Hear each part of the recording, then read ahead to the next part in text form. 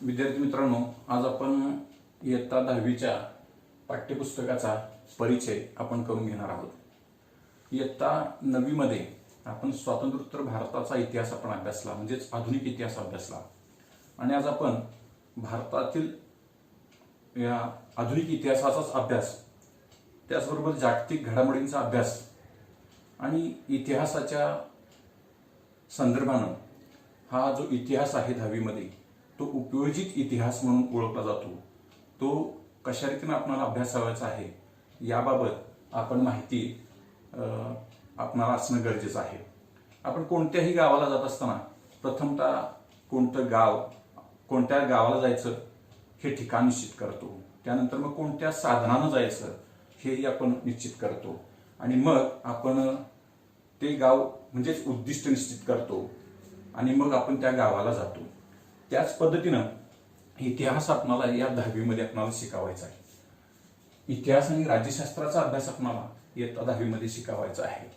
आणि हे शिकत असताना आपणाला इतिहासाचा अभ्यास कशा रीतीने करावायचा आहे आणि इतिहासाचा अभ्यास करणं आपल्याला का महत्वाचं आहे, इतिहासातून आपल्याला कोणतं ज्ञान प्राप्त होणार आहे, त्याचबरोबर हा इतिहास आपल्याला कशा रीतीने फायद्याचा आहे, जीवनामध्ये कशा रीतीने उपयोगाचा आहे हे आपल्याला माहीत असणं गरजेचं आहे. म्हणजेच आपल्याला आपल्या जीवनामध्ये इतिहासाचं किती महत्व आहे आणि फक्त पाठ्यपुस्तकाचा अभ्यास म्हणून या इतिहासाकडे न पाहता आपण जीवनातील एक आपलं जीवन घडवणारा आणि आपलं जीवन समृद्ध करणारा, आपलं व्यक्तिमत्व समृद्ध करणारा हा विषय म्हणून याकडे आपण पाहिलं पाहिजे. म्हणून इतिहासाच्या पाठ्यपुस्तकाचा परिचय आपण सुरुवातीला करून घेणार आहोत. तर आपण पहिल्यांदा हे पाठ्यपुस्तक इतिहासाचं जे आहे या पाठ्यपुस्तकाचं जे मुखपृष्ठ आहे ते मुखपृष्ठ आपण अभ्यासणार आहोत. विद्यार्थी मित्रांनो, हे मुखपृष्ठ अभ्यासत असताना याच्यावरती इतिहास व राज्यशास्त्र इयत्ता 10वी अशा प्रकारचा उल्लेख यामध्ये आलेला आहे. तर पहिल्यांदा इतिहास म्हणजे काय ते आपण पाहणार आहोत. तर इतिहास म्हणजे काय, तर संस्कृत मधील शब्दोत्पत्तीच्या शास्त्रानुसार इतिहास या शब्दाची जर आपण फोड पाहिली किंवा त्याचा इतिहास पाहिला इतिहास शब्दाचा, तर इति अधिक ह अधिक अस असा उत्पत्ती कोशामध्ये आढळलेला याचा अर्थ आहे. इति म्हणजे संपूर्णता, माहिती. आपण एखाद्या सभेचं इतिवृत्त लिहून ठेवतो, एखाद्या गोष्टीचं इतिवृत्त लिहून ठेवतो. इतिवृत्त म्हणजे माहिती. आणि ह आणि अस हे असे झाले म्हणजे भूतकाळामध्ये घडलेल्या घटनांचा शास्त्रशुद्ध रीतीनं केलेला अभ्यास म्हणजे इतिहास. किंवा भूतकाळामध्ये घडलेल्या घटनांचा शास्त्रीय पद्धतीनं वर्तमान काळामध्ये केलेला अभ्यास म्हणजे इतिहास. तर त्याच एच कार यांनी या इतिहासाची व्याख्या अशा पद्धतीने केलेल्या बघा. भूतकाळ व वर्तमान काळ यांच्यामध्ये न संपणारा संवाद. म्हणजे भूतकाळामध्ये ज्या घडलेल्या घटना असतात त्या भूतकाळामध्ये घडलेल्या घटनांचा वर्तमान काळाशी संवाद होत असतो. आणि वर्तमान काळामध्ये माणसाला कशा रीतीने जगलं पाहिजे, कशा रीतीने कोणकोणत्या समस्यांना तोंड दिलं पाहिजे, कोणकोणते निर्णय कशा रीतीने घेतले पाहिजेत हे भूतकाळामध्ये घडलेल्या घटनांच्या अनुभवातून आपल्याला वर्तमान काळामध्ये जीवन जगता येतं आणि भविष्य काळामध्ये सुद्धा त्याचे उपयोग आपल्याला होतो. म्हणजे भूतकाळ, वर्तमान काळ आणि भविष्य काळ या तिन्ही काळाशी संवाद साधणारा अशा प्रकारचा हा विषय आहे. त्यानंतर या इतिहासाची आपण ही व्याख्या आपण बघितली. तर आता आपण ह्या पाठ्यपुस्तकाची जी हेडलाईन आहे किंवा ह्या पाठ्यपुस्तकाचे नाव आहे याबाबत आपण बघितलं की राज्यशास्त्र म्हणजे काय, इतिहास व राज्यशास्त्र अशा प्रकारचे पाठ्यपुस्तक निर्मिती महामंडळानं तयार केलेलं आहे. याची अंमलबजावणी, या पाठ्यपुस्तकाची जी अंमलबजावणी आहे ती 2018-19 या शैक्षणिक वर्षापासून आपल्या 10वीसाठी हे कार्यान्वित करण्यात आलेलं आहे. 18-19, 19-20 आणि आज हे येणारे शैक्षणिक वर्ष आहे ते तिसरं शैक्षणिक वर्ष आहे. या तिसऱ्या शैक्षणिक वर्षामध्ये आपण ह्या पाठ्यपुस्तकाचा आपण अभ्यास करणार आहोत. तर राज्यशास्त्र आणि इतिहास व राज्यशास्त्र अशा प्रकारचं हे पाठ्यपुस्तकाचं नाव आहे. त्यानंतर पाठ्यपुस्तकाचे जे पहिलं जे मुखपृष्ठ आहे ह्या मुखपृष्ठासंदर्भात आपण माहिती पाहणार आहोत। यावरती आपण बघतोय की पहिल्यांदा आपण बघतोय की थोर समाज सुधारक महात्मा फुले यांचं याच्यावरती चित्र दिलेलं आहे। महात्मा फुले हे सत्यशोधक चळवळीचे प्रणेते आणि ज्यांना कृतिशील समाज सुधारक म्हणून ओळखलं जातं असे महात्मा ज्योतिराव फुले यांचे चित्र याच्यावरती देण्यापाठीमागचा हेतू असा आहे की महात्मा ज्योतिराव फुले यांनी इतिहास संशोधनामध्ये त्यांचं मोलाचं आणि अत्यंत महत्वाचं काम त्यांनी केलेलं आहे। इतिहास संशोधन, अभ्यास, लेखन याच्यामध्ये महात्मा फुले यांचं योगदान हे अत्यंत महत्वाचं आहे। त्यांनी शूद्रातिशूद्र अशा प्रकारचा एक ग्रंथ लिहिला आणि पुरातन काळापासून शूद्रांची स्थिती कशा रीतीनं आहे किंवा समाजामध्ये स्पृश्य अस्पृश्यता हा भेदभाव कशा रीतीनं हा जोपासला जात होता किंवा पाळला जात होता याबाबतची माहिती त्यांनी या शूद्रातिशूद्र या ग्रंथामध्ये त्यांनी नमूद केलेली आहे किंवा या पुस्तकामध्ये त्यांनी नमूद केलेले आहे। म्हणजे महात्मा फुलेंसारख्या या इतिहास लेखन करणाऱ्या किंवा ज्यांनी जी पुस्तकं लिहून ठेवलेली, मग महात्मा फुले असतील, विका राजवाडे असतील किंवा ताराबाई शिंदे असतील, या सर्वांचा परिचय म्हणजे इतिहास संशोधक आणि इतिहास लेखन करणाऱ्या संशोधकांचा परिचय आणि त्यांचं इतिहास लेखनामध्ये असणारे योगदान यामध्ये या पाठ्यपुस्तकाच्या माध्यमातून आपण अभ्यास करणार आहोत। इतिहास संशोधन लेखन हा इयत्ता 10वी साठी यापूर्वी अभ्यासक्रम नव्हता। हा पदवी आणि पदव्युत्तर अभ्यासक्रमासाठी हा अभ्यास होता, परंतु 2018 पासून इतिहास संशोधन आणि लेखन हे आपण किती महत्वाचं आहे आणि त्यातून उपयोजित इतिहासापर्यंत नेण्याचं काम या इतिहासाच्या पाठ्यपुस्तकाच्या माध्यमातून केलं जाणार आहे। विद्यार्थी मित्रांनो, आजपर्यंतचा इतिहास जो होता तो इतिहास कसा होता तर राजे किंवा महाराजे यांच्या युद्ध कथा, त्यांनी केलेले पराक्रम, त्यांनी त्या युद्धाच्या पाठीमागची कारणं याबाबतचा इतिहास होता। परंतु आत्ताचा जो इतिहास आहे 10वीचा इतिहास आहे, इतिहासाचे जे पाठ्यपुस्तक आहे ते आपणाला वर्तमान काळामध्ये व्यावहारिक जीवन जगत असताना ते कशा रीतीने जगावयास शिकवणार आणि उदरनिर्वाहाचं साधन म्हणून या इतिहासाकडे आपण कशा रीतीने पाहत आहोत किंवा कशा रीतीने ते उपयोगाला येईल हे शिकवणारं हे पाठ्यपुस्तक आहे। आणि यामध्ये इतिहास लेखन संशोधन करणारे महात्मा ज्योतिराव फुले यांचा परिचय आणि त्यांनी केलेल्या शूद्रातिशूद्र या ग्रंथलेखनाच्या माध्यमातून इतिहास संशोधनाला, इतिहास लेखनाला त्यांचं योगदान, त्यांच्यासारख्या इतिहास लेखक किंवा समाज सुधारकांचं योगदान कशा रीतीने लाभलं हे या पाठ्यपुस्तकाच्या माध्यमातून आपल्याला याची माहिती आपल्याला होणार आहे। त्याचबरोबर हे जे चित्र आपण बघतोय की 3 सिंह आहेत, हे जे 3 सिंह आहेत ते सम्राट मौर्य राजा ही चक्रवर्ती राजा ज्यांना म्हणून ओळखलं जातं, मौर्य सम्राट अशोक यांच्या कालखंडातील हा स्तंभ आहे। या स्तंभावरती जे वरती शीर्षस्थान आहे म्हणजे वरचा जो भाग आहे त्याच्यावरती हे सिंह आहेत। 3 सिंह आपल्याला दिसतात आणि या 3 सिंहाच्या पाठीमागे एक सिंह आहे, तो आपल्याला समोरून फोटो घेतल्यामुळे ते दिसत नाही, परंतु याच्या पाठीमागे आणखी एक सिंह आहे आणि हे जे सिंह आहे हे सिंहाची मुद्रा आहे, हे शिल्प आहे। हे शिल्प भारताची राजमुद्रा म्हणून आपल्या भारतानं स्वीकारलेले आहे, भारताची प्रतीक म्हणून, बोधचिन्ह म्हणून आपल्या भारतानं, देशानं स्वीकारलेला आहे।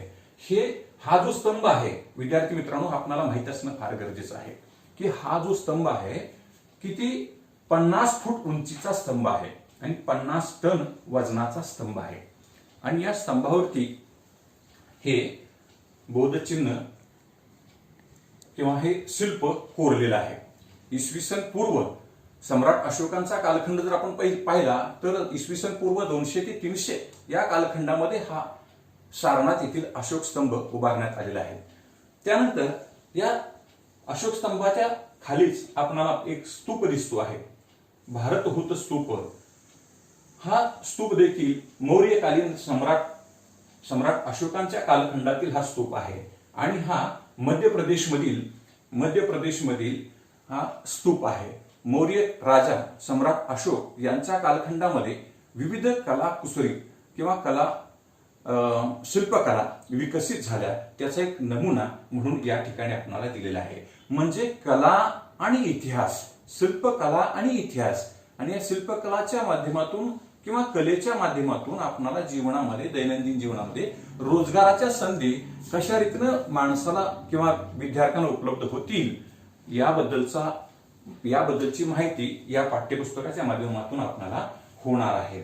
त्याचबरोबर या ठिकाणी बघतोय की आपण हे या दुसऱ्या बाजूला म्हणजे उजव्या बाजूला एक जर्मन विचारवंत कार्ल मार्क्स यांचा फोटो या ठिकाणी दिलेला आहे. जर्मन विचारवंत आहे कार्ल मार्क्स, अर्थशास्त्रज्ञ, राजनीतिज्ञ, पत्रकार आणि इतिहासाचं संशोधन करणारा, इतिहास लेखन करणारा, जागतिक इतिहासामध्ये ज्यांचं महत्वाचं योगदान आहे ते इतिहास लेखक किंवा थोर विचारवंत, तत्वज्ञ म्हणून कार्ल मार्क्स. आणि दुसरं म्हणजे साम्यवादी सिद्धांत मांडणारा पहिला विचारवंत म्हणून कार्ल मार्क्स पाहिलं जातं. हा कार्ल मार्क्सचा सिद्धांत जगामध्ये प्रसिद्ध आहे. भांडवलदार वर्ग आणि कामगार यांच्यामध्ये होणारा शोषण आणि शोषित यांची जी शोषक आणि शोषण करणारा वर्ग याबद्दल जी अन्यायकारक परिस्थिती आहे याबद्दल कार्ल मार्क्सनं अशा परखडपणे प्रथमतः सिद्धांत मांडला. या कार्ल मार्क्सचे म्हणजे या पाश्चात्य विचारवंत, पाश्चात्य इतिहास लेखक, पाश्चात्य संशोधक या कार्ल मार्क्स असेल. त्यानंतर अशा अनेक विचारवंतांचा परिचय आपल्याला या पाठ्यपुस्तकाच्या माध्यमातून होणार आहे. आणि या विचारवंतांचं योगदान इतिहास लेखनामध्ये कशा रीतीने होतं, इतिहास संशोधनामध्ये कशा रीतीने होतं याची माहिती आपल्याला या पाठ्यपुस्तकाच्या माध्यमातून उपलब्ध होणार आहे. या ठिकाणी आपण बघतोय की हे शिलालेख आहेत दोन. हे जे दोन शिलालेख आहेत हा शिलालेख आहे तर फ्रान्समधील लूर संग्रहालयातील हा एक शिलालेख, प्राचीन शिलालेख आहे. म्हणजे इसवी सन पूर्व कालखंडामधील हा शिलालेख आहे. आणि या शिलालेखावरती जे सुरुवातीला या ठिकाणी सेनापती एक सैनिक या ठिकाणी दिसतो आणि पाठीमागं हे दिसत नाही याच्यामध्ये, परंतु याच्यामध्ये आहे उल्लेख असा आलेला आहे की पुढे सेनापती आहे आणि पाठीमागं त्याचे सैन्य आहे. म्हणजे हे दगडामध्ये कोरलेले शिलालेख आहेत. आणि ते तशा प्रकारची म्हणजे सैन्याचं नेतृत्व करण्याची कला, त्याचबरोबर त्या ठिकाणी असणारी भाषा, या भाषेचा देखील संदर्भ या ठिकाणी या शिलालेखामध्ये आपल्याला आढळतो. तत्कालीन भाषा, तत्कालीन समाज जीवन, तत्कालीन आर्थिक जीवन, म्हणजे इतिहासाच्या माध्यमातून कोणताही इतिहास आपण अभ्यासत असताना, प्राचीन इतिहास असू द्या, मध्ययुगीन इतिहास असू द्या, आधुनिक इतिहास असू द्या किंवा त्यालाच आपण अर्वाचीन इतिहास म्हणतो, त्या इतिहासाचा अभ्यास करत असताना या सर्व क्षेत्राचा, विविध अंगांचा अभ्यास इतिहासाच्या माध्यमातून केला जातो. मग अर्थशास्त्राचा अभ्यास केला जातो, तत्कालीन समाजशास्त्राचा अभ्यास केला जातो, तत्कालीन राज्यशास्त्राचा अभ्यास केला जातो. ह्या सर्व म्हणजे मानवाच्या जीवनाशी निगडीत असणाऱ्या विविध क्षेत्रांचा अभ्यास इतिहासाच्या माध्यमातून केला जातो. आणि हा त्या करणं अत्यंत महत्वाचं असतं. त्याशिवाय इतिहास हा परिपूर्ण होत नाही. इतिहास आपण केव्हा इतिहास या विषयाचं संशोधन करत असताना तो इतिहास हा विषय केव्हा निर्माण झाला असेल, केव्हा त्याची उत्पत्ती झाली असेल, हे जर आपण पाहिलं तर इतिहासाची उत्पत्ती, मानवाची निर्मिती जेव्हा झाली तेव्हापासून इतिहासाची सुरुवात झाली अशा प्रकारे मानलं जातं. मग आपण आता हे बघतोय की हे शिलालेख आपण पाहिले. त्यानंतर आपण बघतोय की आपल्या महाराष्ट्रातील एक अजिंठा वेरूळची लेणी प्रसिद्ध आहे की जागतिक वारसा स्थळामध्ये या अजिंठा वेरूळ लेण्यांची नोंद करण्यात आलेली आहे. अनेक जगातील पर्यटक या ठिकाणी महाराष्ट्रामध्ये अजिंठा वेरूळची लेणी पाहण्यासाठी येतात. चालुक्य राजाच्या कालखंडामध्ये इसवी सन 6व्या ते 7व्या शतकामध्ये हे चालुक्य राजा यांनी हे अजिंठा वेरूळची लेणी निर्माण केलेली आहे. आणि हे पाहण्यासाठी अनेक पर्यटक आपल्या भारतामध्ये येतात, आपल्या महाराष्ट्रामध्ये येतात. औरंगाबाद पासून काही किलोमीटर अंतरावरती हे अजिंठा वेरूळची लेणी या ठिकाणी आहे. आणि या लेण्यांच्या माध्यमातून शिल्पकलेचा इतिहास, त्याचबरोबर ही शिल्पकला कशा रीतीने विकसित होत गेली याचा इतिहास आपल्याला अभ्यासावायचा आहे. आणि या शिल्पकलेच्या माध्यमातून आपल्याला कोणकोणत्या किंवा या शिल्पकलेच्या माध्यमातून या इतिहासाच्या माध्यमातून आपल्याला कोणकोणत्या रोजगाराच्या संधी उपलब्ध आहेत आणि आपल्याला दैनंदिन जीवनामध्ये त्याचा उपयोग कशा रीतीने करता येईल याबाबतची माहिती या चित्राच्या माध्यमातून किंवा या पाठ्यपुस्तकाच्या माध्यमातून आपल्याला मिळणार आहे. त्यानंतर या ठिकाणी बघतोय की या ठिकाणी आपल्याला ताजमहल हे जगातील जे अत्यंत महत्वाचं जे ठिकाण आहे भारताचं, की जगामध्ये 7 आश्चर्य मानले जातात, त्यामधील एक हे ताजमहल हे याचं चित्र या मुखपृष्ठावरती आपल्याला दिलेलं आहे. हे जे ताजमहल जो आहे तो ताजमहल कोणी निर्माण केला तर मुघल बादशाह शहाजहान यानं आपली पत्नी जी आहे मुमताज महल, त्याची पत्नी मुमताज महल ही मृत्युमुखी पडल्यानंतर तिच्या स्मरणार्थ हा ताजमहल निर्माण केलेला आहे. कोणी तर मुघल बादशाह शहाजहान यांनी हा निर्माण केलेला आहे. तर आपण बघतोय की यामध्ये हे जे ताजमहलची जी उंची आहे, ताजमहलची उंची 240 फूट. याचं वैशिष्ट्य म्हणजे त्याची उंची 240 फूट आहे आणि 240 फूट उंचीमध्ये असणारा आणि मुघल वास्तू नमुन्याचा एक आदर्श नमुना म्हणून त्याकडे पाहिलं जातं. याचं दुसरं वैशिष्ट्य म्हणजे यमुना नदीच्या काठावरती हा ताजमहल निर्माण करण्यात आलेला आहे आणि जवळजवळ 4 वर्ष याचं बांधकाम सुरू होतं आणि जवळजवळ 2000 या ठिकाणी कामगार अविरत रात्रंदिवस याची निर्मिती करत होते. अशा प्रकारचं हे ताजमहल हा जगातलं 7वं आश्चर्य आहे आणि हे 7वं आश्चर्य पाहण्यासाठी सुद्धा अनेक लोक आपल्या भारताला भेट देतात, ताजमहल पाहण्यासाठी भेट देतात. मग या ताजमहलच्या अनुषंगानं आपण भारतामध्ये कशा रीतीने कलांचा विकास झाला, मग शिल्पकला असतील, चित्रकला असतील, या कलांचा विकास कशा रीतीने झाला त्याचाही आपण अभ्यास याच्या माध्यमातून करणार आहोत. आणि या कलेच्या इतिहासातून आपल्याला रोजगाराच्या संधी कशा रीतीने उपलब्ध होणार आहेत याचा आपण अभ्यास करणार आहोत.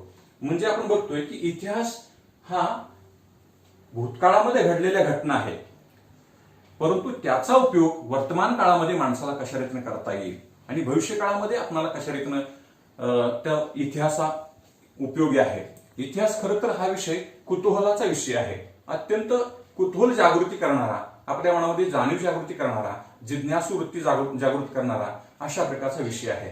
आपल्या मनामध्ये कुतूहल एखाद्या गोष्टीचं निर्माण होतं की आपण उदाहरणार्थ आपण एखादा पन्हाळगड सारखा किल्ला पाहायला गेलो तर पन्हाळगडच्या किल्ल्यावरती आपण पाहतो की ती वास्तू पाहिल्यानंतर तिथल्या किल्ल्यावरती ज्या इमारती उभा केलेल्या आहेत ते पाहिल्यानंतर आपल्या मनामध्ये केव्हा कधी कसं निर्माण केलं असेल याबद्दलचं कुतूहल जागृत होतं, याबद्दलची जिज्ञासू वृत्ती आपल्या मनामध्ये निर्माण होते आणि या कुतूहलाच्या माध्यमातून आपण काय करतो त्याचं संशोधन करण्याची आवड आपल्या मनामध्ये निर्माण होते. म्हणजे अशा प्रकारचे कुतूहलातून जिज्ञासूतून एक प्रकारची आवड आपल्याला निर्माण होते आणि हे निर्माण करण्याचं काम इतिहासाच्या माध्यमातून केलं जातं.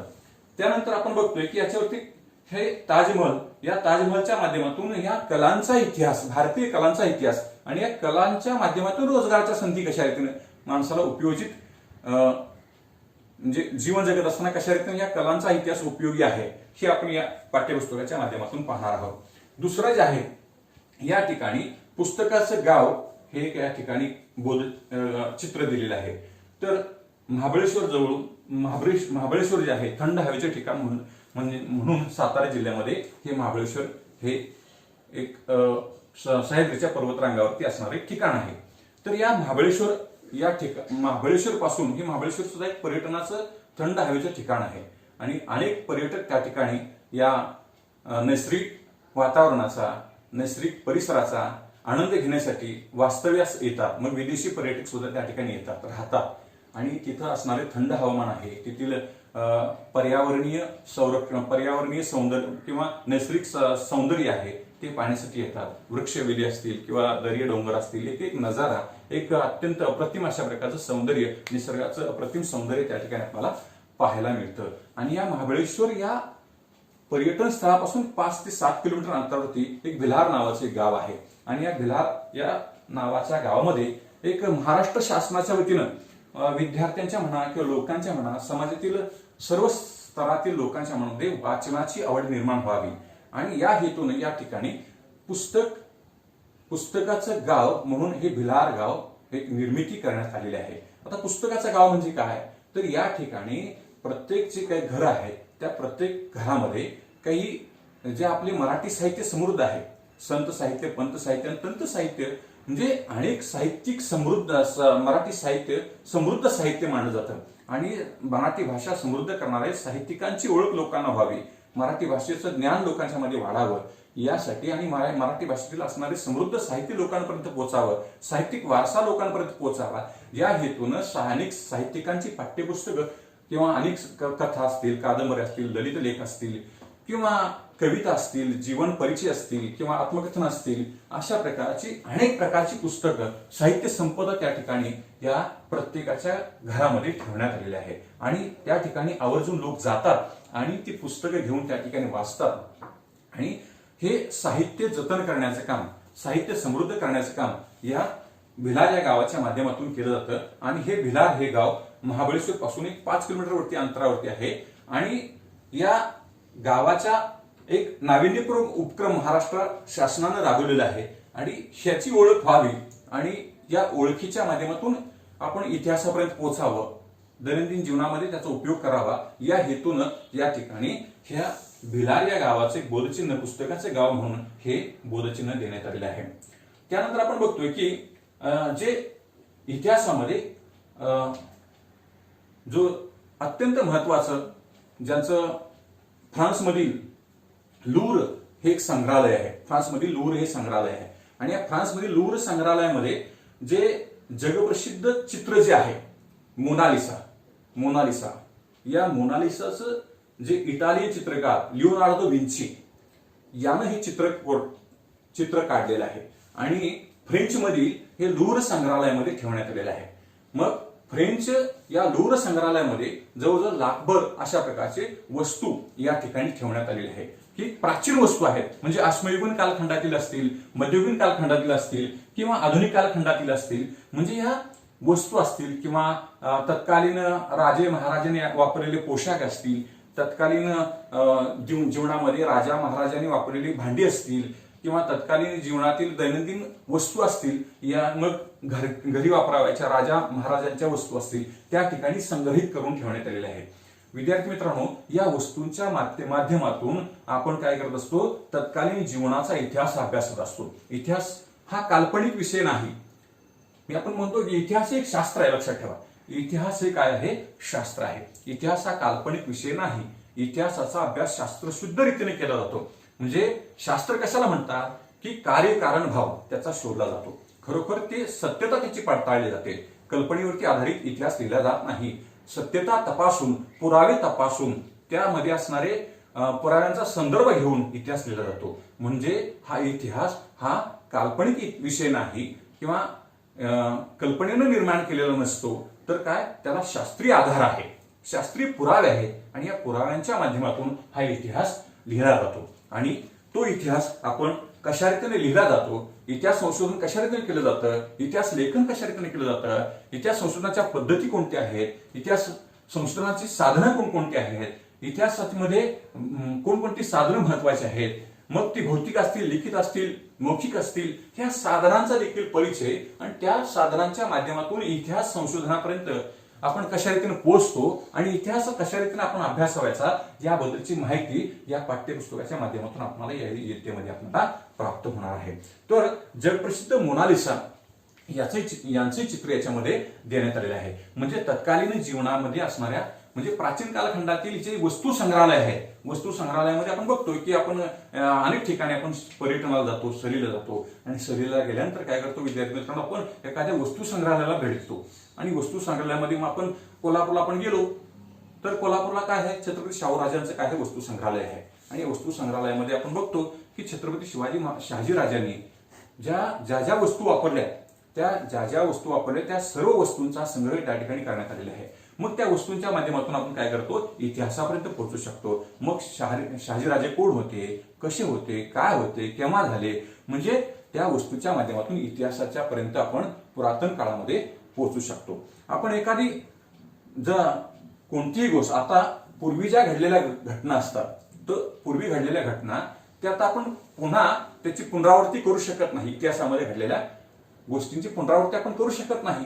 मग इतिहास कशा रीतीने त्याचं संशोधन केलं जातं? ज्या इतिहासाचं संशोधन तत्कालीन ज्या राजा महाराजांनी किंवा तत्कालीन ज्या लोकांनी ज्या वापरलेल्या जे वस्तू असतील, त्यांचे कपडे असतील, त्यांचे राहणीमान असेल, त्यांची घरं असतील, त्यांची भांडी असतील, या सर्वांच्या माध्यमातून इतिहासाचं संशोधन त्यांनी लिखित स्वरूपात काही शिलालेख ठेवले असतील किंवा ताम्रपट ठेवले असतील, याच्या माध्यमातून इतिहासाचं संशोधन केलं जातं आणि त्या तत्कालीन इतिहास हा लोकांपर्यंत आणला जातो. म्हणजे आपण बघतोय की मोनालिसाचं चित्र आहे. या मोनालिसाच्या चित्राच्या माध्यमातून प्राचीन इतिहासाचा आपण अभ्यास करतोय. तत्कालीन चित्र शैली कशी होती, तत्कालीन शिल्पशैली कशी होती, याचा देखील आपण अभ्यास करणार आहोत. आणि या शिल्पकला असतील, चित्रकला असतील, विद्यार्थी मित्रांनो 65 कला आहेत. किती कला आहेत? 65 कला आहेत. या 65 कलापैकी अनेक कलांचा आपण अभ्यास आपण दैनंदिन जीवनामध्ये, ह्या कला जर माणसाला, ह्या कला जर नसत्या तर माणसाचं जीवन वृक्ष आणि निरागस बनलं असतं. म्हणून कला ह्या माणसाच्या जीवनामध्ये आपण संगीत कला आहे, नृत्य कला आहे, अभिनय कला आहे, चित्रकला आहे, शिल्पकला आहे, अशा अनेक प्रकारच्या कला आहेत. या कलांच्या माध्यमातून आपण काय करतो तर या कलांचा इतिहास आपण अभ्यासतो. विद्यार्थी मित्रांनो, इतिहास हा अभ्यासणं हे फार महत्वाचं आहे. आणि मग आपण त्या इतिहास नाही आपण अभ्यासला तर आपल्याला वर्तमान काळामध्ये जीवन जगत असताना अनेक अडचणींना आपल्याला तोंड द्यावं लागेल, अनेक समस्यांना तोंड द्यावं लागेल. म्हणून इतिहास हा अभ्यासणं फार महत्वाचं आहे. आणि यानंतर आपण बघतोय की ह्याच्यावरती जे डाव्या बाजूला एक चित्र आहे, हे मुंबई येथील छत्रपती शिवाजी महाराज वस्तू संग्रहालयाचे चित्र आहे. छत्रपती शिवाजी महाराज वस्तू संग्रहालय आपल्या भारतामध्ये ब्रिटिश अधिकाऱ्यांनी स्थापन केलेले वस्तू संग्रहालय आहे. कालांतरानं ह्या ब्रिटिश वस्तू संग्रहालय त्या ब्रिटिश राजकीय अधिकाऱ्याचं नाव या वस्तू संग्रहालयाला होतं, परंतु याचं गेल्या काही शतकामध्ये याचं नाव बदलण्यात आलं. छत्रपती शिवाजी महाराज वस्तू संग्रहालय अशा प्रकारचं नाव या वस्तू संग्रहालयाला देण्यात आलं. आणि या वस्तू संग्रहालयाचं चित्र या डाव्या बाजूला आपल्याला या ठिकाणी दिसत आहे. या वस्तू संग्रहालयामध्ये आपल्या भारतामध्ये जे अश्मयुगीन, प्राचीन आणि मध्ययुगीन कालखंडातील अनेक वस्तू, लाखो वस्तू त्या ठिकाणी ठेवण्यात आलेल्या आहेत. आणि ते पाहण्यासाठी लोक आपल्या भारतात मधून जातातच, त्याचबरोबर काय विदेशातून देखील भारतीय संस्कृती, भारतीय सामाजिक जीवन, भारतीय लोकांचा इतिहास, या सगळ्या गोष्टींचा या परिचय या पुराव्यांच्या आधारे आपणाला या वस्तू संग्रहालयाच्या माध्यमातून मिळतो. म्हणजे हे वस्तू संग्रहालय आहे, हे छत्रपती शिवाजी महाराज वस्तू संग्रहालय हे या ठिकाणी आहे. या ठिकाणी दुसरे या ठिकाणी मोठं चित्र आहे बघा, तर हे वस्तू संग्रहालय ब्रिटिश वस्तू संग्रहालय आहे. लंडन या शहरामध्ये ब्रिटिशांनी स्थापन केलेले हे वस्तू संग्रहालय आहे. लंडन या ठिकाणी ब्रिटिश वस्तू संग्रहालयाचं नाव आहे. काय आहे? ब्रिटिश वस्तू संग्रहालय. आणि या ब्रिटिश वस्तू संग्रहालयामध्ये भारतामध्ये ब्रिटिश लोक, इंग्लंडमधील लोक आपल्या भारतामध्ये कशासाठी आले? व्यापार करण्याच्या हेतून आले. आणि व्यापार करता करता देशाचे राज्यकर्ते बनले. 1947 ते 1818 या प्रदीर्घ कालखंडामध्ये आपल्या देशावरती त्यांनी साम्राज्य प्रस्थापित केलं. आणि या देशावरती आपल्या साम्राज्य स्थापन करत असताना त्यांनी आपल्या देशातील अनेक पुरातन वस्तू असतील ती त्यांनी त्यांच्या देशामध्ये नेल्या आणि त्या देशामध्ये नेऊन त्यांनी त्या ठिकाणी वस्तू संग्रहालयामध्ये संग्रहित त्यांनी करून ठेवलेले आहेत. म्हणजे भारतातील पुरातन वस्तू या वस्तू संग्रहालयामध्ये, ब्रिटिश वस्तू संग्रहालयामध्ये आपल्याला पाहायला मिळतात. अशा प्रकारचे वस्तू संग्रहालय, या वस्तू संग्रहालयाचा देखील या ठिकाणी फोटो या मुखपृष्ठावरती देण्यात आलेला आहे. त्याचबरोबर या ठिकाणी एक महात्मा फुलेंच्या फोटोच्या खाली एक फोटो, त्रिमूर्तीचा फोटो या ठिकाणी आपल्याला दिसतो आहे. हा फोटो कोणता आहे? तर पुरातन लेण्यांपैकीच एक लेणी, म्हणजे मुंबईपासून साधारणतः एक गेटवे ऑफ इंडिया मुंबईचा आहे. या गेटवे ऑफ इंडियापासून 16 किलोमीटर अंतरावरती समुद्रामध्ये एक बेट आहे, एलिफंटा बेट नावाचं. त्याला घारापूरची लेणी असं म्हणतात. या घारापूरच्या लेणीतील एक लेण्याचं चित्र याच्यावरती देण्यात आलेलं आहे. म्हणजे पुरातन शिल्पकला कशी होती, पुरातन शिल्प कशी होती, हे याचा नमुना या ठिकाणी दिलेला आहे. त्याचबरोबर अजिंठा वेरूळ, भारतातील आपल्या महाराष्ट्रातील अजिंठा वेरूळचं एक कैलास मंदिरचं या ठिकाणी चित्र दिलेलं आहे. भारतामध्ये कैलास मंदिर हे एका डोंगरात एक डोंगर आणि त्या डोंगरामध्ये असणारा एक दगड, या दगडावरती कोरण्यात आलेला हे किंवा तयार करण्यात आलेले हे कैलास मंदिर आहे. आणि हे कैलास मंदिर शिल्पकलेचा एक आदर्श नमुना म्हणून याकडे पाहिलं जातं. अशा प्रकारचे शिल्पकला असेल विद्यार्थी मित्रांनो, शिल्पकला, चित्रकला, त्यानंतर नृत्यकला, अभिनय कला, या कलांच्या माध्यमातून इतिहास आपण शिकावायचा आहे. आणि या कलांचा इतिहास का शिकणं गरजेचं आहे, त्या इतिहासाचा जीवनामध्ये कशासाठी आपल्याला उपयोग होणार आहे, त्याच्यातून आपल्याला रोजगाराच्या संधी कशा रीतीने उपलब्ध होणार आहेत, उदरनिर्वाहाचं साधन कशा रीतीने इतिहासाच्या माध्यमातून आपल्याला उपलब्ध होणार आहे, त्याचा आपण अभ्यास या पाठ्यपुस्तकाच्या माध्यमातून करणार आहोत. आजपर्यंत आपण काय पाहिलं, आजपर्यंत आपण किंवा गेल्या काही वर्षामध्ये की रशियन राज्यक्रांती, फ्रेंच राज्यक्रांती, अमेरिकन स्वातंत्र्य युद्ध याचा इतिहास अभ्यास आपण केला किंवा केला जात होता. गेल्या काही वर्षामध्ये आम्ही सुद्धा तो इतिहास शिकवलेला आहे.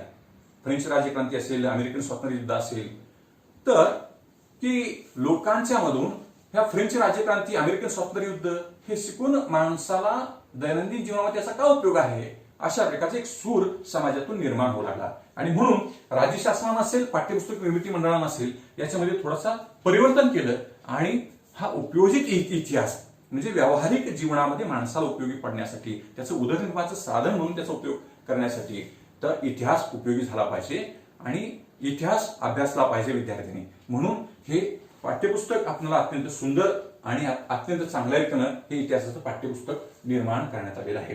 जर आपण ह्या सर्व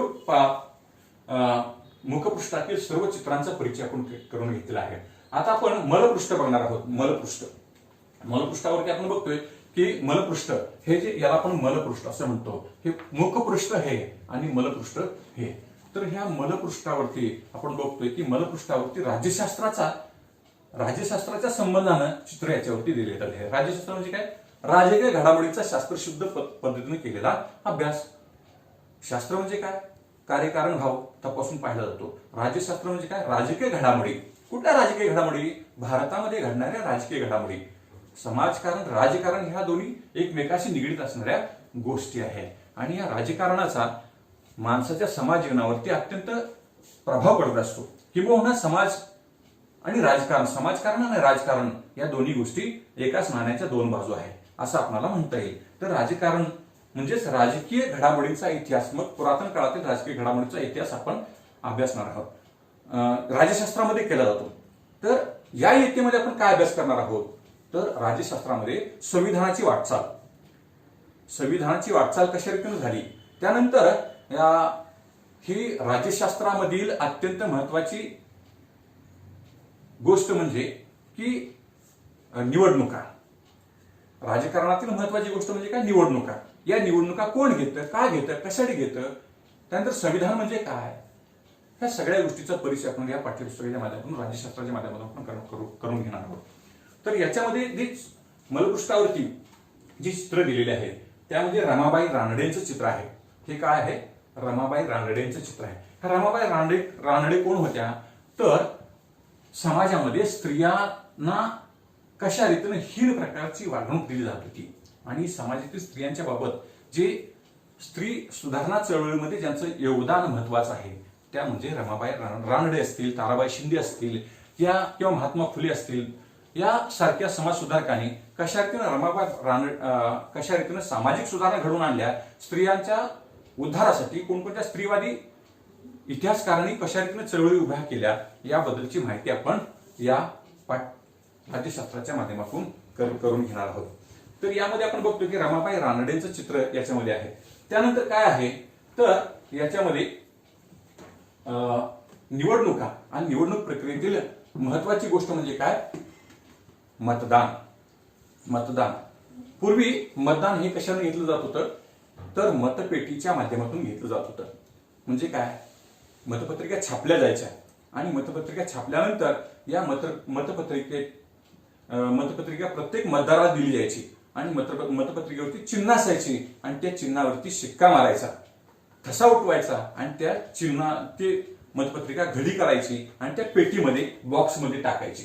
हे अशा प्रकारची हे मतपत्रिका पूर्वी कशा रीतीने मतदान घेतलं जात होतं याबाबतचा संदर्भ लक्षात यावा विद्यार्थ्यांचा, याबद्दलची माहिती यामध्ये दिलेली आहे. आणि पूर्वीच्या निवडणुका आणि आत्ताच्या निवडणुका याच्यामध्ये काय फरक आहे. पूर्वीच्या मतपत्रिकाच्या माध्यमातून निवडणुका घेतल्या जात होत्या, यामध्ये भरमसाठ वृक्षतोड केली जात होती. कशासाठी वृक्षतोड? मतपत्रिका कागद कशापासून तयार केला जातो? कागद हा वृक्षापासून तयार केला जातो. म्हणून काय, वृक्षतोड ही मोठ्या प्रमाणात होत होती, पर्यावरणाचा ऱ्हास होत होता. म्हणून काय केलं की मतपत्रिका मतदान प्रक्रिया आहे ती मशीनवरती घेण्याचं निवडणूक आयोगानं ठरवलं. त्याचबरोबर मतपत्रिकेच्या माध्यमातून जे मतदान घेतलं जात होतं त्याला मत मोजण्यासाठी प्रदीर्घ कालावधी लागत होता. त्यामध्ये मतदान बाद होण्याची शक्यताही भरमसाठ होती किंवा मतदान बाद देखील, मतपत्रिकातील केलेलं मतदान देखील बाद होत होतं.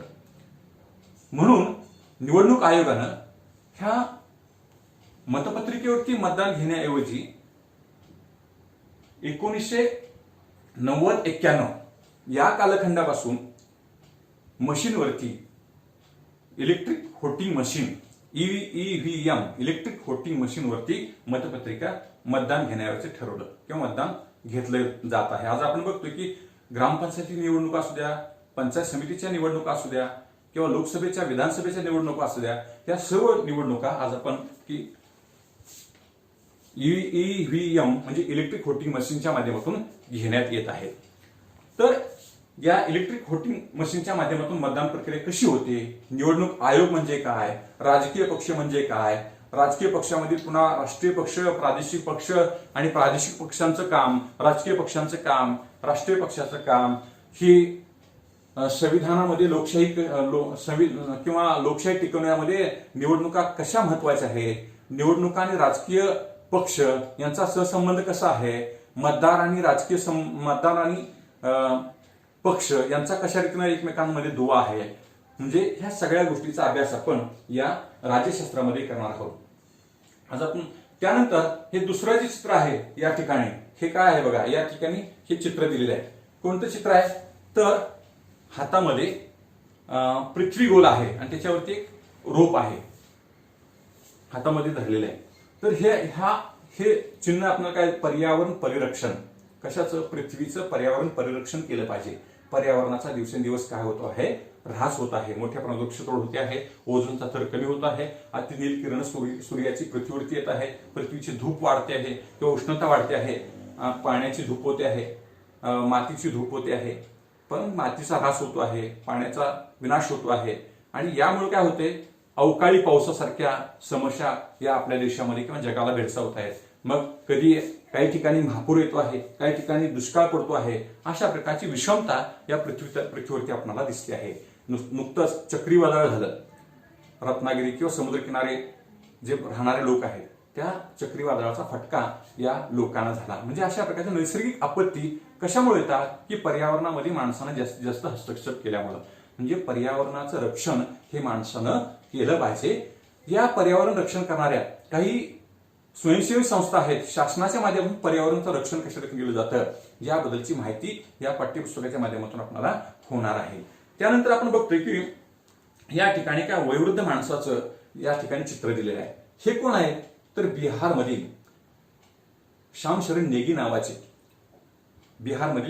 नेगी नावाचे वृद्ध ग्रस्त आहे. आता यांचं चित्र काय दिलेलं आहे याच्यावरती तर आपल्या देशाला स्वातंत्र्य केव्हा मिळालं, 1947 ला. आणि देशाची स्वातंत्र्य मिळाल्यानंतर घटनेची अंमलबजावणी 26 जानेवारी 1950 ला प्रजासत्ताकाची अंमलबजावणी झाली. आणि 1950-51 ला म्हणजे 50-51 ला पहिली लोकसभा निवडणूक झाली. आणि लोकसभा निवडणुकीमध्ये पहिल्यांदाच यांनी मतदान केलं. पहिल्यांदा जे मतपत्रिकेच्या माध्यमातून ज्यांनी पहिल्यांदा मतदान केलं. मतदान प्रक्रिया लोकशाहीतील अत्यंत महत्वाची प्रक्रिया, देशामध्ये लोकशाही टिकून राहिली पाहिजे आणि लोकशाहीतील मतदान प्रक्रिया संविधानामधील अत्यंत महत्वाची गोष्ट म्हणजे काय, मतदान प्रक्रिया. या मतदान प्रक्रियेमध्ये पहिला मतदार म्हणून श्यामशरण नेगी यांची याच्यावरती चित्र दिलेलं आहे. हा श्यामशरण नेगी यांनी यांच्या माध्यमातून म्हणजे निवडणूक प्रक्रिया कशी होते, निवडणूक आयोग म्हणजे काय, राष्ट्रीय पक्ष म्हणजे काय, आचारसंहिता म्हणजे काय, या सगळ्या गोष्टीची माहिती आपल्याला या राज्यशास्त्रामधून आपल्याला होणार आहे. त्यानंतर या ठिकाणी आपण बघतोय की या ठिकाणी स्वच्छ भारत, एक कदम स्वच्छता की ओर, अशा प्रकारचे एक सिम्बॉल या ठिकाणी दिलेलं आहे, अशा प्रकारचे एक बोधचिन्ह दिलेलं आहे. म्हणजे स्वच्छ भारत अभियानाचं हे सिम्बॉल आहे. काय आहे? बोधचिन्ह आहे. स्वच्छ भारत अभियान, महात्मा गांधी रोजगार योजना अभियान, म्हणजे अशा प्रकारचे किंवा पर्यावरणाचं रक्षण करणारे अनेक प्रकारचे अभियान सरकारच्या माध्यमातून आयोजित केले जातात किंवा राबवले जातात. त्यानंतर जलसंवर्धनाच्या माध्यमातून जलसंवर्धन व्हावं, पाण्याचं रक्षण व्हावं, यासाठी सुद्धा अशा प्रकारची अभियानं राबवली जातात. म्हणजे समाजाच्या उद्धारासाठी, समाजाच्या कल्याणासाठी कोणकोणत्या प्रकारच्या स्वयंसेवी संस्था असतील, शासन संस्था असतील, ते कशा रीतीने काम करतात आणि लोकांच्या मध्ये एक लोकजागृती कशा रीतीने केली जाते आणि या अभियानाच्या माध्यमातून लोकांच्या मध्ये लोकजागृती करून कशा रीतीने सामाजिक सुधारणा केल्या जातात, लोकोपयोगी सुधारणा कशा रीतीने केल्या जातात, याबद्दलची माहिती या विद्यार्थ्यांना व्हावी आणि या अभियानाच्या माध्यमातून कशा रीतीने आपलंही योगदान कशा रीतीने याच्यामध्ये असावं, याबद्दलची एक प्रकारची विद्यार्थ्यांमध्ये जाणीव जागृती होण्याच्या दृष्टीनं या ठिकाणी आपल्याला हे सिम्बॉल या ठिकाणी देण्यात आलेलं आहे. एकूणच राज्यशास्त्रामध्ये जर आपण बघितलं की निवडणूक आयोग, त्यानंतर निवडणूक आयोगामधील संविधानाची वाटचाल, त्यानंतर राजकीय पक्ष, राजकीय पक्षाचे दोन घटक, राष्ट्रीय पक्ष, प्रादेशिक पक्ष, निवडणूक प्रक्रिया कशी चालते, या निवडणूक प्रक्रियेमधील कोणत्या गोष्टी महत्वाच्या असतात, त्यानंतर कशा रीतीनं लोकजागृती झाली पाहिजे, अभियानं कशा रीतीनं राबवली जातात, या सगळ्या गोष्टींचा परिचय आपल्याला राज्यशास्त्राच्या या माध्यमातून आपल्याला होणार आहे. राज्यशास्त्रामध्ये एकूण 5 प्रकरण आहेत. राज्यशास्त्रामध्ये किती प्रकरण आहेत? 5 प्रकरण आहेत. आणि या 5 प्रकरणामध्ये ह्या सगळ्या गोष्टींचा आपण परिचय करणार आहोत की संविधानाच्या वाटचालीपासून वेगवेगळ्या प्रकारच्या अभियानापर्यंतचा अभ्यास आपण, म्हणजे लोकशाहीपुढे आज आपण बघतोय की लोकशाहीपुढे अनेक प्रकारची आव्हानं उभी आहेत. आज आपण बघतोय की 2 दिवसापूर्वीचं वर्तमानपत्र बघितलं की तर भारत आणि चीन यांच्यामध्ये हे जे संबंध आहेत ते बिघडत चाललेले आपल्याला दिसतात. चीन या देशानं भारताच्या गलवान प्रदेशामध्ये काय केलेलं आहे? घुसखोरी केलेली आहे आणि यामुळे काय झालेलं आहे? भारतातील प्रदेश चीन काबीज करू पाहत आहे. त्या ठिकाणी चीननं आपल्या सैन्य पाठवून तो प्रदेश आपल्या ताब्यामध्ये घेण्याचा प्रयत्न चालू आहे आणि भारतानं सुद्धा काय केलेलं आहे? आपल्या ही घुसखोरी आपल्या देशामध्ये होऊ नये, सीमारेषेमध्ये होऊ नये म्हणून भारतानं देखील ती घुसखोरी टाळण्यासाठी त्या ठिकाणी शस्त्रसज्ज सैनिक त्या ठिकाणी ठेवण्यात आलेले आहे. म्हणजे काय?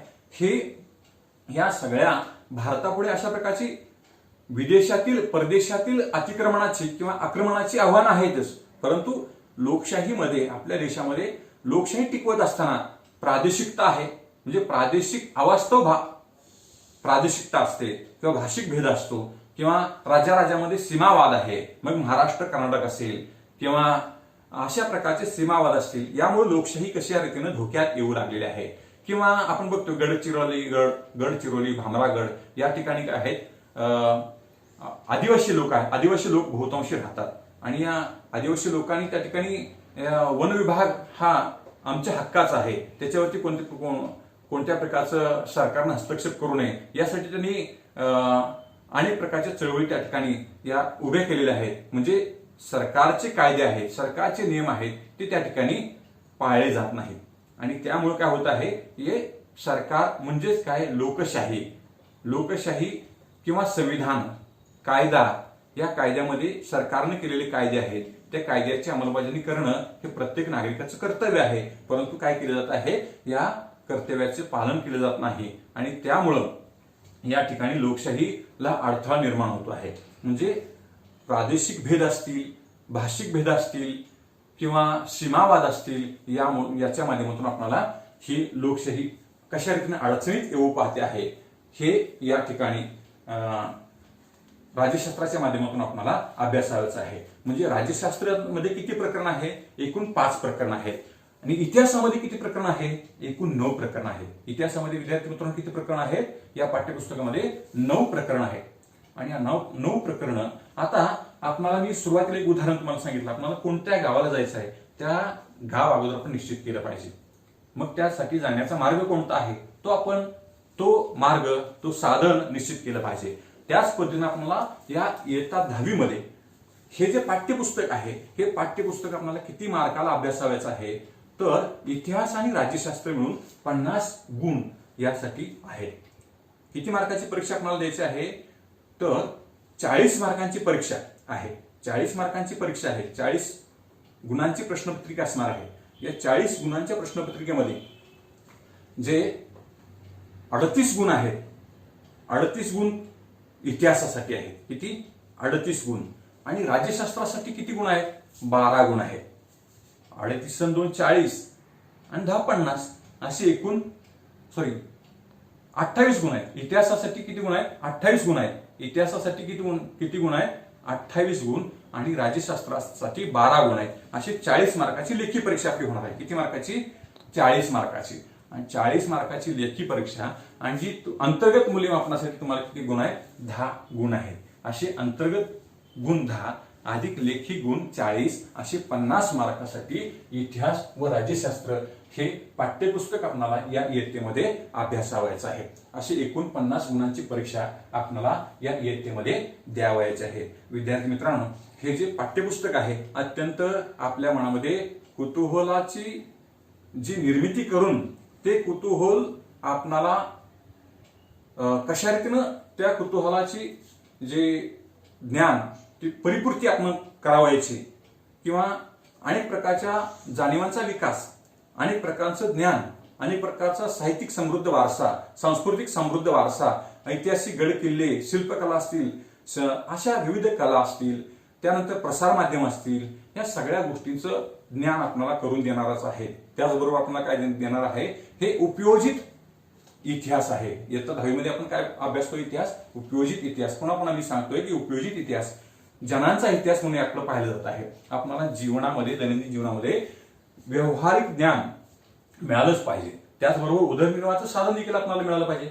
या उदरनिर्वाहाचं साधन मिळवून देणारा हा इतिहास आहे. म्हणजे रोजगाराच्या संधी या कशा रीतीने आपल्याला याच्यामध्ये आहे. मग सुरुवातीला आपण जी 2 प्रकरण आहेत सुरुवातीची इतिहासाची, ती पाश्चात्य लेखन परंपरा आणि भारतीय लेखन परंपरा यांचा तुलनात्मक अभ्यास याच्यामध्ये आहे. सुरुवातीच्या 2 प्रकरणामध्ये काय आहे? पाश्चात्य इतिहास लेखन परंपरा, इतिहास संशोधन आणि भारतीय इतिहास संशोधन या 2 तुलनात्मक इतिहास याच्यामध्ये आहे. आणि तिसरं जे प्रकरण आहे तो उपयोजित इतिहास म्हणजे काय, जनांचा इतिहास म्हणजे काय याचा अभ्यास याच्यामध्ये आहे. आणि नंतर जे पुढचं जे 4थं प्रकरण आहे, 4थं प्रकरण, या 4थ्या प्रकरणामध्ये आपण भारतीय कलांचा इतिहास, म्हणजे भारतामध्ये मी तुम्हाला सुरुवातीला बोलता बोलता मी तुम्हाला सांगितलं की किती देशामध्ये आपल्या जगामध्ये किंवा किती कला मांडलेल्या आहेत? 65 कला आहेत. आणि मग या 65 कलातील वेगवेगळ्या कला आहेत, त्या काही कलांचा आपण इतिहास आपण अभ्यासणार आहोत या इयत्तेमध्ये. मग शिल्पकला असेल, चित्रकला असेल किंवा चित्रकलेमध्ये अभिजात कला कशा आहेत, शिल्पकलेमध्ये कशा रीतीनं या कलांचा विकास कशा रीतीनं होत गेला, पुरातन काळामध्ये ह्या कशा कला विकसित झाल्या. आणि आज आपण बघतोय की या अनेक प्रकारच्या इंटरनेट असेल, मोबाईल असेल किंवा टीव्ही असेल, या माध्यमातून ह्या कला लोकांपर्यंत पोहोचलेल्या आहेत. आणि यामुळे कलेला महत्व आज आपल्याला समाजामध्ये फार आलेला आपल्याला दिसून येते. या कलांचा इतिहास आपण अभ्यासणार आहोत. आणि या कलांच्या इतिहासाच्या माध्यमातून आपल्याला काय मिळणार आहे? या कलांच्या इतिहासातून रोजगाराच्या संधी कशा रीतीने उपलब्ध आहेत हेही आपल्याला याच्या माध्यमातून माहिती होणार आहे. त्यानंतर आपण बघणार आहोत की 5 ते 8 या प्रकरणामध्ये, 5व्या प्रकरणापासून 8व्या प्रकरणापर्यंत आपण अभ्यासणार आहोत की प्रसार माध्यमे आणि इतिहास. आपण बघतो की प्रसार माध्यम अनेक आहेत की आज आपण बघतो की व्हॉट्सअप आहे, फेसबुक आहे, त्याला आपण सोशल मीडिया म्हणतो. हे सुद्धा एक अत्यंत प्रभावी आजच्या काळामध्ये प्रसार माध्यमे उपलब्ध झालेले आहे. आज आपण बघतोय की अनेक प्रकारची प्रसार माध्यम आहेत. आणि या प्रसार माध्यम आणि इतिहास, आणि या प्रसार माध्यमातून आपल्याला रोजगाराच्या, प्रसार माध्यमाच्या इतिहासातून आपल्याला रोजगाराच्या संधी कशा रीतीने उपलब्ध होतात हे आपण पाहणार आहोत. एक उदाहरण आपण घेऊ की बॉलिवूड मधला एक चित्रपट अभिनेता की नुकतंच त्याचं निधन झालं, आत्महत्या त्याने केली. काय नाव त्याचं? उदय सिंह, सुशांत सिंह राजपूत. सुशांत सिंह राजपूत यानं आत्महत्या केली. एक उदाहरण आपण घेऊ. सुशांत सिंह राजपूत यानं आत्महत्या केली. तर सुशांत सिंह राजपूतनं आत्महत्या केल्यानंतर त्या सुशांत सिंह राजपूतांचा त्याने केव्हापासून चित्रपट कलेमध्ये त्यानं प्रवेश केला, अभिनय कलेमध्ये प्रवेश केला, याचा इतिहास अभ्यासला गेला. म्हणजे तिथं इतिहासाचा संबंध आला. केव्हा आला, कसा आला, त्याने चित्रपट कोणते काढले गेले, मग त्याच्यावरती वृत्तपत्रांमध्ये स्तंभलेखन केलं गेलं. त्यानंतर टीव्हीवरती काय केले, लघु बातम्या त्याच्यावरती प्रसारित केल्या जात्या. म्हणजे एखादी गोष्ट, आता उदाहरणार्थ भारत आणि चीन यांचा संबंध काय बिघडत चाललेला आहे. 1962 युद्ध कसं झालं होतं भारत आणि चीन यांच्यामध्ये, मग त्यावेळेला कोणत्या चुका झाल्या होत्या, म्हणजे हा इतिहास आहे. तत्कालीन इतिहास लोकांपर्यंत मांडला जातो. म्हणजे काय, आत्ताच्या परिस्थितीतून पाठीमागचा इतिहास मांडला जातो. मग या वृत्तपत्राच्या माध्यमातून जे इतिहास संशोधक असतात अशा लोकांना फार महत्व असतं. मग त्यावेळेचा इतिहास त्यांच्याकडून लिहून घेतला जातो इतिहास संशोधकाकडून आणि ते वृत्तपत्रामध्ये छापला जातो. की वर्तमानपत्रामध्ये जर आज आपण आजच वर्तमानपत्र बघितलं दिनांक 28, तर 28च्या वर्तमानपत्रामध्ये आपण बघितलं तर त्यामध्ये काय आहे, भारत आणि चीन यांच्यामध्ये 1962 जे युद्ध झालं, त्या 62च्या युद्धामध्ये भारतानं कोणकोणत्या चुका केल्या, भारताकडून कोणकोणत्या चुका झाल्या, ते पुन्हा चुका होऊ नये यासाठी भारतानं आत्ताच्या परिस्थितीमध्ये कोणत्या काळजी घेतली पाहिजे, इतिहास संशोधकांनी, इतिहास लेखकांनी हे स्तंभलेखन केलेलं आहे. म्हणजे काय, या प्रसार माध्यमातून इतिहासाच्या आपल्याला रोजगाराच्या संधी आपल्याला कशा रीती उपलब्ध होणार आहे. अनेक प्रकारचे वृत्तपत्र असतात, अनेक प्रकारचे दूरदर्शन चॅनल आहेत आणि त्यांचे हे इतिहास संशोधन केंद्र असतं किंवा त्या ठिकाणी इतिहास अभ्यासक त्या ठिकाणी असतात आणि त्या इतिहास अभ्यासकांकडून अशा प्रकारची माहिती लिहून घेतली जाते आणि ती माहिती लोकांपर्यंत पोहोचवली जाते. म्हणजे अशा इतिहास संशोधकांना फार महत्व असतं. त्यांना त्यांचं योग्यरीतीने त्यांना मानधन दिलं जातं. अशा प्रकारची एक रोजगाराची संधी त्या ठिकाणी इतिहास प्रसार माध्यमातून आपल्याला होऊ शकते. हे आपल्याला या माध्यमातून अभ्यासावायचं आहे. त्यानंतर मनोरंजनाची माध्यमे आणि इतिहास. मनोरंजनाची माध्यमे विविध प्रकारचे आहेत. मग या मनोरंजनाच्या माध्यमातून आपल्याला इतिहासाच्या कोणकोणत्या रोजगाराच्या संधी आपल्याला उपलब्ध आहेत. मग नृत्य असेल, अभिनय असेल, चित्रपट असेल, या मनोरंजनाची जी साधनं आहेत यातून कशा रीतीनं आपण चित्रपट बघितला तर चित्रपट निर्मितीचा जो कालखंड आहे केव्हा सुरू झाला, केव्हापासून कोणी सुरुवातीला चित्रपट निर्मिती केली, कशा रीतीने बोलपट आले, कशा रीतीने मुखपट सुरुवातीला होते, याचा इतिहास जर असे अभ्यासक मंडळ असतात, या इतिहास संशोधक करणारी माणसं असतात, यांना महत्व असतं. मग त्यातून रोजगाराच्या संधी आपल्याला उपलब्ध होतात. या माध्यमातून आपल्याला इतिहासाच्या माध्यमातून रोजगाराच्या संधी उपलब्ध होतात.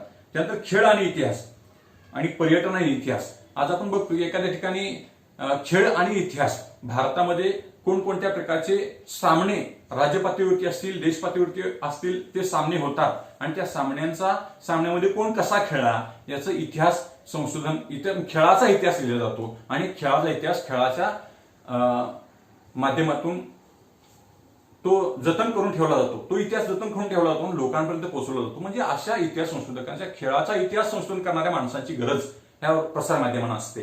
म्हणजे अशा प्रकारे खेळ आणि इतिहास याच्यातून रोजगाराच्या संधी आपल्याला उपलब्ध होतात. त्यानंतर पर्यटन आणि इतिहास. आज आपण बघतोय की जागतिक पर्यटन असेल, देशांतर्गत पर्यटन असेल किंवा विदेशामध्ये जाणारे पर्यटक लोक आहेत, या पर्यटकांना आपल्या भारतात, उदाहरणार्थ भारतामध्ये एखादा विदेशी पर्यटक आला, युरोपीय पर्यटक आला, तर युरोपीय पर्यटकांना काय करत असतात, गाईड लागतात किंवा त्यांना मार्गदर्शन करणाऱ्या माणसांची आवश्यकता असते. उदाहरणार्थ पन्हाळ्यावरती जर तो गेला तर पन्हाळ्यावरती छत्रपती शिवाजी महाराजांनी पन्हाळा हा गड केव्हा स्थापन केला, त्यांनी कोणकोणते पराक्रम त्या ठिकाणी केले, याबद्दलची माहिती, इतिहासातील असणारी माहिती त्या ठिकाणी तो गाईड सांगत असतो. म्हणजे मग ते गाईड त्याला सांगितल्यामुळे काय होतं, त्याचा मोबदला त्याला मिळतो. म्हणजे रोजगाराच्या संधी त्याला मिळतात. म्हणजे पर्यटन आणि इतिहास अशा प्रकारे यातून उपयोजनाच्या संधी कोणत्या आहेत, दैनंदिन जीवनामध्ये आपल्याला उपयोजित इतिहास कसा आहे याबद्दलची माहिती आपल्याला यातून उपलब्ध होणार आहे. त्यानंतर ऐतिहासिक ठेव्यांचे जतन. आपण बघतो की ऐतिहासिक ठेवे म्हणजेच काय, किल्ले असतील, त्यानंतर ताम्रपट असतील, शिलालेख असतील, पुरातन मंदिर असतील, त्यानंतर काही पुरातन वास्तू असतील. त्या वास्तू काय आहेत, इतिहासाचे साक्ष देणाऱ्या, इतिहासाचे पुरावे असणारे हे संदर्भ साधनं आहेत. मग ती मौखिक साधनं असतील, लिखित साधनं असतील किंवा अशी ही साधनं आहेत. त्या साधनांचं जतन करणं फार महत्वाचं आहे. या साधनांच्या माध्यमातून आपला सांस्कृतिक वारसा, सांस्कृतिक जतन, सांस्कृतिक संवर्धन याच्या माध्यमातून केलं जातं आणि ते लोकांपर्यंत पोहोचण्याचं काम हे केलं जातं. म्हणून हे सांस्कृतिक वारसा जतन करणारी ऐतिहासिक वास्तू असतील, ऐतिहासिक साधनं असतील, त्याचं संवर्धन करणं आज गरजेचं आहे. ह्या जर वास्तू नष्ट झाल्या, उदाहरणार्थ आपल्या पंढरपूरमध्ये विठ्ठल रुक्मिणी मंदिर आहे, हे हेमाडपंडिती मंदिर आहे. या हेमाडपंडिती मंदिरामध्ये विठ्ठल रुक्मिणीची जी मूर्ती आहे ती या मूर्तीवरती काय होत आहे की दिवसेंदिवस त्याच्यावरती जलाभिषेक केला जातो, त्यानंतर दुग्धाभिषेक केला जातो आणि रोजच्या पुसण्यामुळे वगैरे त्या मूर्तीचं काय होत आहे, जीर्ण मूर्ती होत चालली होती. आणि या जीर्ण मूर्तीला काय केलेलं आहे, वज्रलेप त्याच्यावरती दिला आहे, सिलिकॉनचा लेप दिला. आता सिलिकॉनचा लेप दिल्यानंतर त्याचे काय झालं, त्या मूर्तीचं आयुष्य मर्यादा वाढली गेली, आयुष्य मर्यादा वाढली गेली. तिचे जीर्ण झालेले भाग आहे, ते कुंकू झालेले भाग आहेत, ते काय झाले, पुन्हा घट्ट झाले. म्हणजे आणि ते कोणी केले, हे सिलिकॉन जे भरण्याचं काम आहे ते कोणी केलं, पुरातत्व खात्यानं. आपल्या भारतामध्ये पुरातत्व खातं आहे, या पुरातत्व खात्यातील संशोधक मंडळी आहेत, या पुरातत्व खात्यातील जे काही लोक आहेत त्यांनी ते सिलिकॉन त्या मूर्तीवरती भरलं आणि ती मूर्तीची आयुष्य मर्यादा वाढवली. म्हणजे पुरातत्व खातं आहे, राज्यामध्ये पुरातत्व खातं आहे, पुरातन वस्तू संग्रहित करण्याचं काम केलं जातं, पुरातत्व वस्तूंचा संग्रह आणि त्याचं ज्ञान लोकांपर्यंत पोहोचवण्याचं काम केलं जातं. म्हणजे अशा ऐतिहासिक वास्तूंचं संग्रह करणं, ऐतिहासिक वास्तूंचं जतन कशा रीतीने केलं पाहिजे याची माहिती या पाठ्यपुस्तकाच्या माध्यमातून आपल्याला होणार आहे. एकंदरीत हे एकूण पाठ्यपुस्तक अत्यंत आपलं कुतूहल जागृत करणारं, आपल्याला ज्ञानात भर घालणारं आणि भूतकाळातील ज्ञान हे वर्तमान काळामध्ये कशा रीतीने आपल्याला उपयोगात आणावायचं आणि भविष्य काळामध्ये त्याचा उपयोग आपल्याला दैनंदिन जीवनामध्ये कशा रीतीने होईल या दृष्टीनं अत्यंत महत्वाचं अशा प्रकारचं हे इतिहासाचं पाठ्यपुस्तक आहे. आणि इतिहास हा विषय अत्यंत आवडीचा आहे. अनेक इतिहास संशोधक आहेत की इतिहास संशोधकांनी या इतिहासाच्या माध्यमातून आपला नावलौकिक मिळवलेला आहे. विका राजवाडे असतील, जयसिंगराव पवार असतील, यांनी काय केलेलं आहे, इतिहासाच्या माध्यमातून इतिहास संशोधन केलेलं आहे आणि लोकांपर्यंत इतिहास पोहोचवण्याचं काम केलेलं आहे. आज आपण बघतोय की श्रीमंत गोकाटे नावाचे एक इतिहास संशोधक आहेत की ज्यांनी छत्रपती शिवाजी महाराजांचा खरा इतिहास किंवा लोकांपर्यंत मांडण्याचं काम त्यांनी केलेलं आहे. म्हणजे अशा अनेक नामवंत वक्ते निर्माण झालेले आहेत, इतिहास संशोधक निर्माण झालेले आहेत. इतिहासाच्या माध्यमातून लोकांपर्यंत, समाजाची नाळ जोडण्याचं काम त्यांनी केलेलं आहे. समाजामध्ये लोकांमध्ये जागृती करण्याचं काम, लोकांमध्ये खरा इतिहास लोकांपर्यंत मांडण्याचं काम हे केलेलं आहे. म्हणून इतिहास हा विषय अत्यंत फार महत्वाचा आहे आणि आपल्याला अभ्यासणं फार अत्यंत आवश्यक आहे, गरजेचं आहे. फक्त पाठ्यपुस्तकाचा ज्ञान घेणं किंवा फक्त गुण मिळवण्याच्या हेतूनं अभ्यास करणं हे इतिहासाचं महत्व नाही. तर इतिहासातून आपल्याला दैनंदिन जीवनामध्ये तो इतिहास उपयोगात आणावायचा आहे. त्याच्यातून आपल्याला रोजगाराच्या संधी उपलब्ध होणार आहे, त्यानंतर त्यातून आपल्याला उदरनिर्वाहाचं साधन उपलब्ध होणार आहे. म्हणून आपण इतिहासाच्या पाठ्यपुस्तकाचा अभ्यास आपण करणार आहोत. पुढच्या प्रकरणामध्ये पुढच्या तासाला आपण काय करणार आहोत, पहिल्या प्रकरणाचा इतिहासातील अभ्यास करणार आहोत. धन्यवाद.